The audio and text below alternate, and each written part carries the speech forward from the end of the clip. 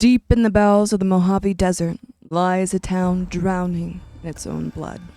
A pit of filth, a den of corruption, a story of deception, greed, and betrayal. When the hangman came, no citizen uttered a word for their fellow, watching on as the slaughter came. In this town there are no winners, and playing the lottery will cost you a lot more than you are willing to pay. Greetings, ghouls and goblins. Welcome to Scream Study. My name is Amber, and I will be your host. The world of Fallout New Vegas is probably one you are very familiar with. Well, sure, by sale numbers, Fallout 4 is the best Fallout game. However, New Vegas, you cannot walk among a Fallout forum without somebody talking about it. It is the most popular among the fans. I've played Fallout 76 and put in over 74 hours into it. My husband and I have also been playing Brotherhood of Steel on a PS2 emulator, but this is the first actual Fallout game I've played. And let me tell you, I have not been disappointed yet. And there will be more videos to come. But today, we are focusing on one town way down the bottom of the map. And also, as a side note, I'm supposed to be dressed in the Merc Grunt female costume, but I didn't have $30 to shell out for brown cargo pants, so here we are. We're going to Nipton. The pre-war buildings feature a trading post, a town hall, a hotel, cozy little neighborhood. It's small, but has a great location along the trade routes to keep it bustling. Specifically, Nevada State Route 164. Now, there are many ways that you can come across Nipton, whether wandering the wastes or via quests like I did.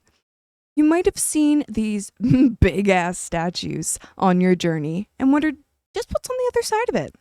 This is the Mojave Outpost, located on the Nevada-California line. These statues are actually supposed to be a symbol of unity between the Nevada Rangers and the New California Republic Rangers. They protect the Mojave Outpost, which houses a Brahmin pen, a headquarters building, a canteen, and about half a dozen disgruntled NCR personnel. Up on the roof of the canteen, you'll find one angsty cowpoke named Ghost. She's a ranger and has been stationed up there as a sniper. Lots of caravans have been getting stuck in the outpost, so it's her job to protect them. When you talk to Ghost, she'll tell you there's been a lot of smoke, and of course, with the recent prison outbreak, she's right to assume it's powder gangers. She wants you, of all people, to go to Nipton and check it out. Heading east, Nipton isn't really hard to find, and don't be deterred when you're greeted by this man, sprinting at you like a chem fiend. This weird little guy is Oliver Swanwick, a former powder ganger, voiced by Sasuke Uchiha himself, Yuri Lowenthal. He will enthusiastically tell you that he won the lottery. Yeah! Who won the lottery? I did! Smell that air! Couldn't you just drink it like booze? And when you ask him which lottery, he says the only one that matters. What lottery? The lottery! That's what lottery! Are you stupid? Only lottery that matters! Oh my god, smell that air! Now, depending on your mood, you can either kill him where he stands, or end the conversation and let the wastes do it for you. Either way, Oliver bites the dust, so no harm, no foul. If you do decide to cook Oliver with a little chew, you'll find he doesn't put up much of a fight, and upon looting his corpse, you'll find the lottery ticket. At first, it seems harmless. When my husband and I came across this the first time, we both thought, hey, I mean, if it's for caps, we'll cash it on ourselves and get the win. I mean, after all, just look at this Nipton sign. Yeah. I mean, blank millions? Sign me up, am I right? Unfortunately, for everyone involved, this is not the lottery I don't think you and I would want to play at all. When you first walk into Nipton, you are greeted by flames and destruction, which truly, like, what else have we come to expect? Like, we're in the wasteland. There's burnt out trailers and boarded up houses, empty, crumbling streets. And one of the first buildings you can actually enter in Nipton is the trading post. Shelves are toppled over, and the ones that stand are pretty nearly empty, although you can scavenge some useful things off the floor. In a chair by the register sits this guy. Boxcars. I don't really know why his name is plural instead, just a single car, but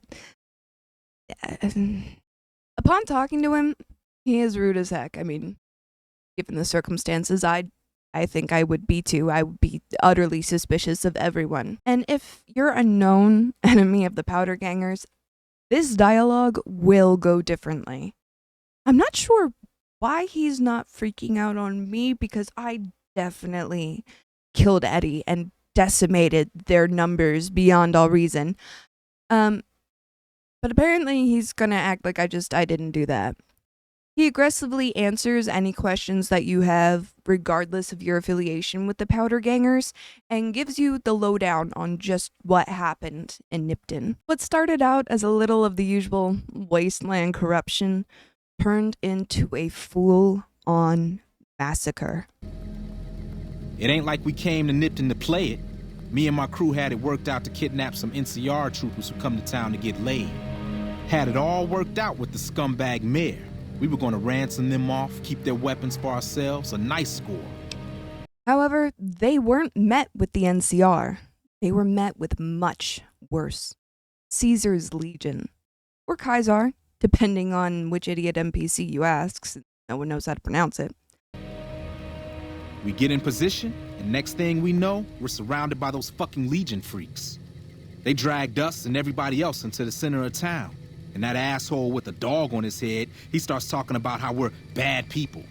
He said we needed to be punished for what we did. Not all of us, but some of us. And then he gives everyone a fucking lottery ticket. What do you think? He started drawing tickets and that's how people got punished. Oliver, being the winner, got to go free. Boxcars, the unlucky second, became the true meaning of second place is the first loser. Sure? Our man got to live. But he will never be able to walk again. And if he does, he will be in excruciating pain, or at least have a limp, because the Legion decided, hey, let's bash his legs with hammers. This is fine. While the third place winners got a chance to be enslaved. It's not really a prize, but at least they're alive, right? First up was the lucky losers. They got decapitated. Guess that's lucky because it's pretty quick. Then came the crucifixions. God damn, but those went on and on and on. Third place runners-up got enslaved. I got the fuck beat out of my legs, and the winner, they let go free. Him? When his ticket came up, they burned him alive on a pile of tires. So now you can choose whether or not you want to give him any Med-X before you leave. I gave him 3 doses. I'm not sure if that was good enough to actually heal him, but, off you run, little guy. I don't know. I just love it here. What the fuck do you think, asshole? Prize for second place was I got to live, but they beat my fucking legs with hammers. I'm fucking crippled, get it? Then you're a fucking dream come true, ain't you? How much you gonna give me? 3 doses? That's almost enough for a party. You can actually pick up a quest to go and free those that got enslaved. Going back to the Mojave outpost, you can talk to Ghost and give her the lowdown of the lowdown. She's aghast that the Legion has come this far west and laments that not able to do anything about the town. You check out the Nipton Town Hall yet? Smoke trail's not getting any shorter. Legion this far west? You're fucking kidding me. That's not outside the border. They're moving in, and fast. Nipton wasn't the most friendly town, but... All right. Thanks for checking on that. Wish it set my mind at ease. Now I'm more on edge than ever. Unless you burn the town, don't take blame that's not due. Things are gonna get uglier before the year's out. Well, thanks for hoofing it there and back. even if it was bad news. Wish we could spare the troops to go hunting, but orders are to stay put. Fucking Mojave's going to hell, and all I can do is sit here and watch.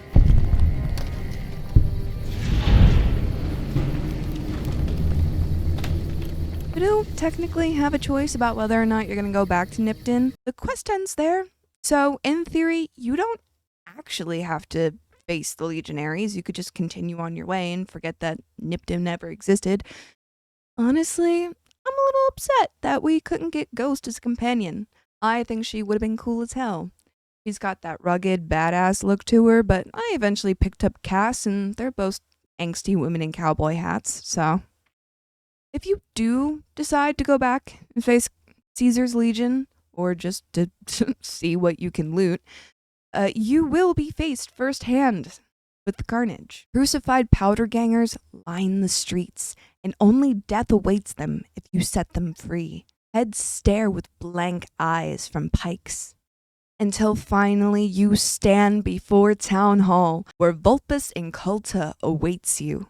He's one of Caesar's most trusted men, leader of the Frumentari, an elite group amongst the Legion's army. What gets me is that his name is Vulpus, which means fox, but wears a dog hood.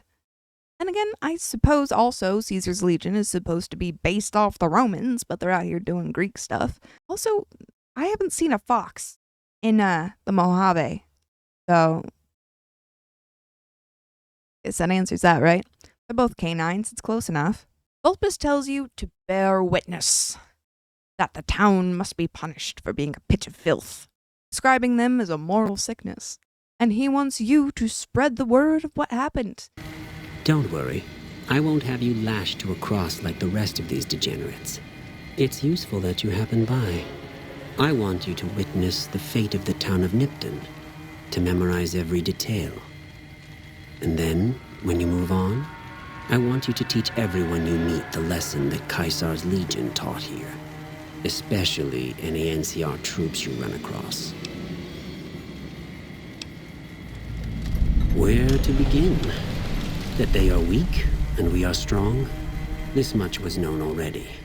But the depths of their moral sickness, their dissolution, Nipton serves as the perfect object lesson. When you ask, specifically what happened, Vulpus tells you the town was wicked and debased. How dare they serve anyone who paid? Typical business. He ended up making a deal with Mayor Stain himself to sell everyone out, only to flip it on him. We'll talk about that more in a minute, though. Nipton was a wicked place, debased and corrupt. It served all comers, so long as they paid. Profligate troops, powder gangers, men of the Legion, such as myself. The people here didn't care. It was a town of whores. For a pittance, the town agreed to lead those it had sheltered into a trap. Only when I sprang it did they realize they were caught inside it too.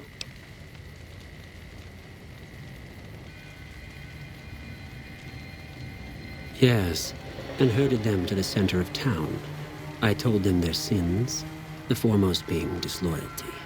I told them that when legionaries are disloyal, some are punished, the others made to watch. And I announced the lottery. Each clutched his ticket, hoping it would set him free. Each did nothing, even when loved ones were dragged away to be killed.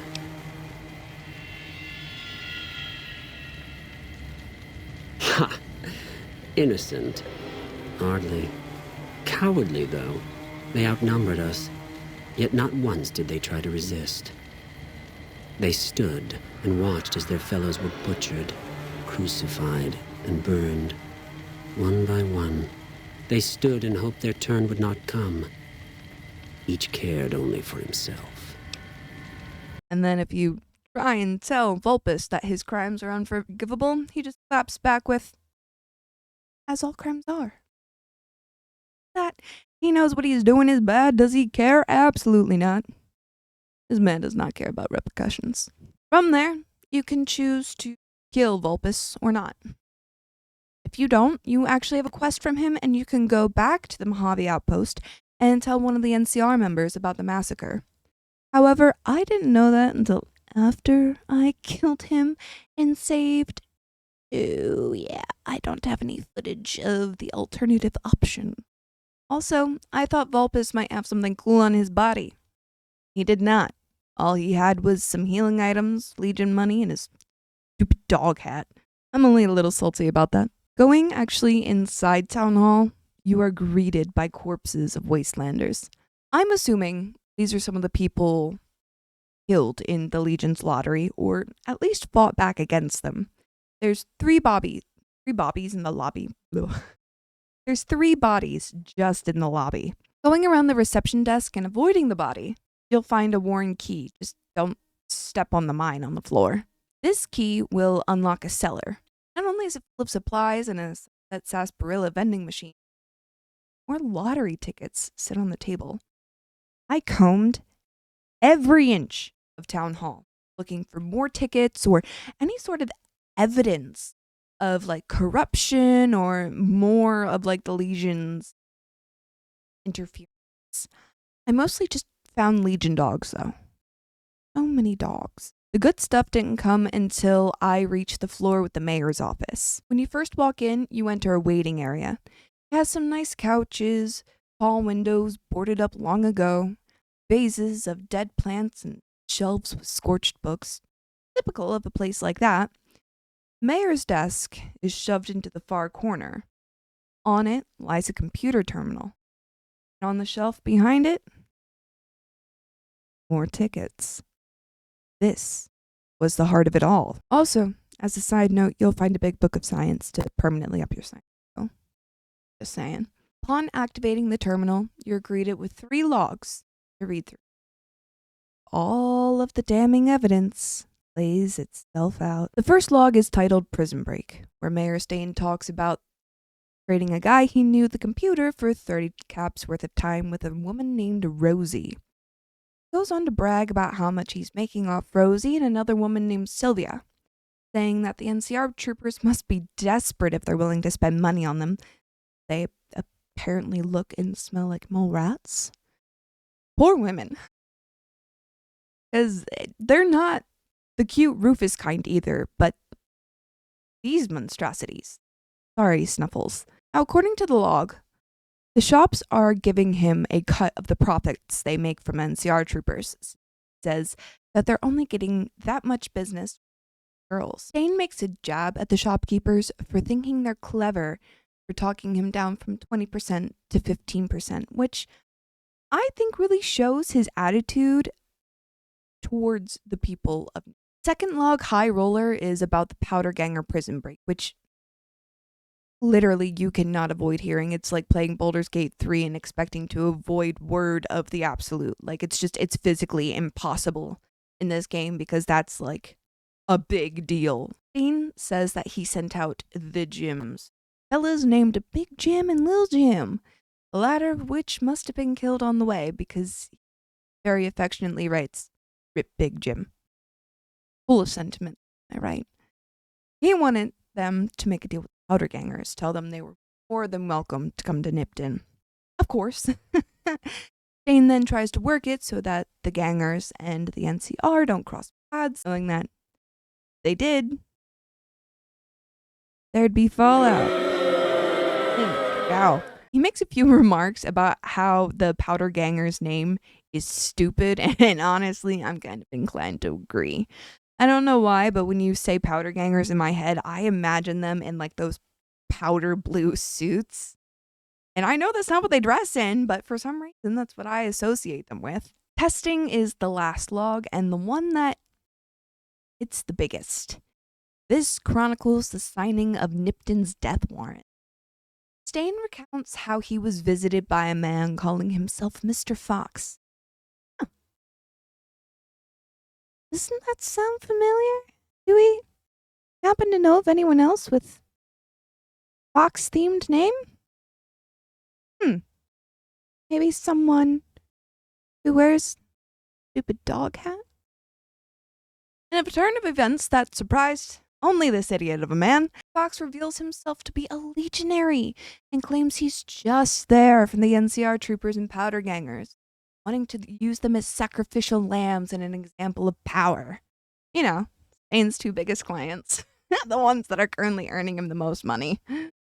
Mr. Fox even throws in 8,000 caps to sweeten the deal.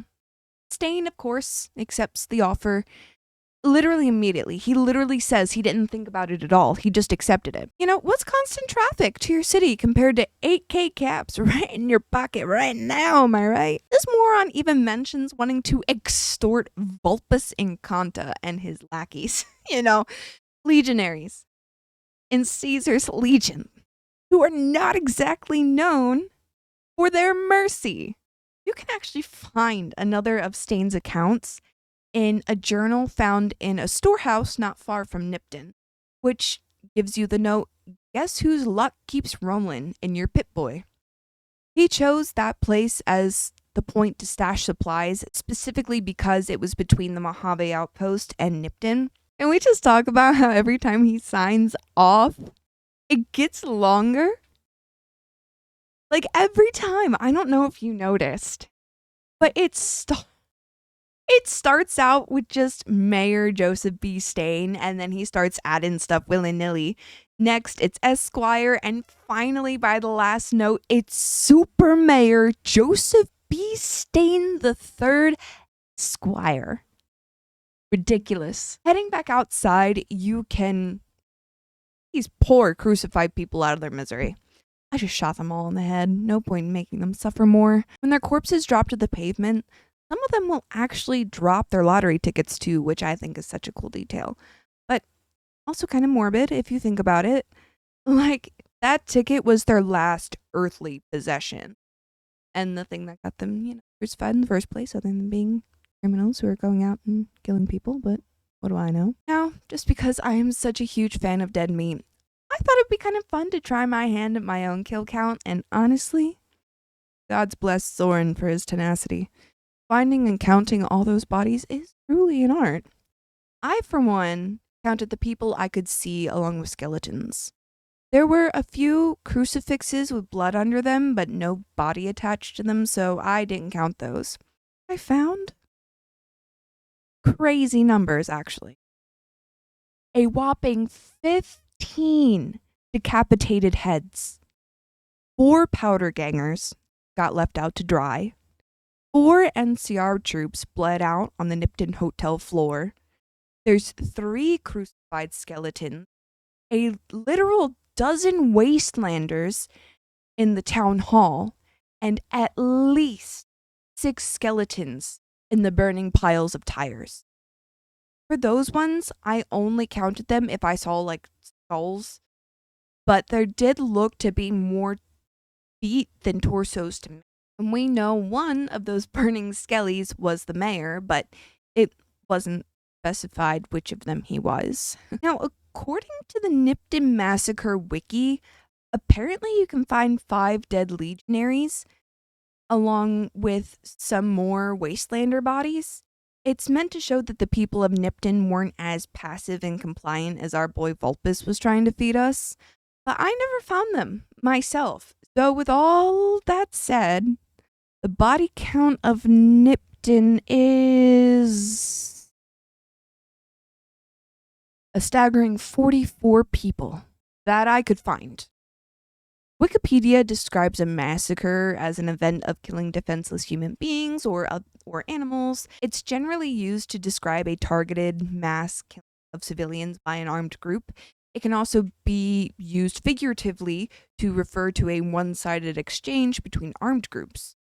It doesn't specify a number, but just under those guidelines, it definitely classifies as one. If you include the fact that I killed Oliver, Vulpus, and Conta, and the legionary lackeys, that takes us up to 51, but that's a decision I made as a player, so they aren't formally added to the count either. Now, I did load my save and restart the quest a few times.